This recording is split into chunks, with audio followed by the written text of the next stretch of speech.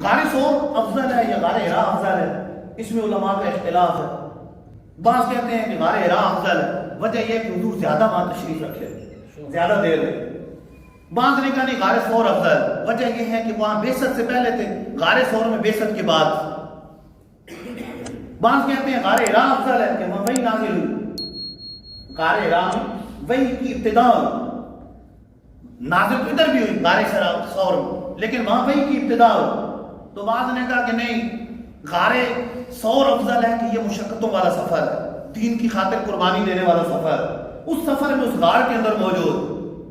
بہرحال بعض نے یہ کہا کہ غار حرا افضل ہے کہ وہاں حضور تشریف فرما ہے اور جبرائیل امین تشریف فرما ہے، کہ سرکار دو عالم صلی اللہ علیہ وسلم نبیوں کے تاجدار ہے اور جبرائیل فرشتوں کے سردار ہے۔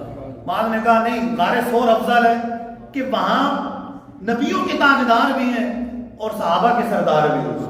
بہرحال الحاصل یہ نکلا کہ دونوں غاریں افضل، دونوں غاریں افضل ہیں، کہ ایک غار میں نبیوں کے تاجدار صلی اللہ علیہ وسلم فرشتوں کے تاجدار کے ساتھ موجود ہیں، اور دوسری طرف نبیوں کے تاجدار اپنے یار غار صدیق اکبر صحابہ کے سردار کے ساتھ موجود ہیں۔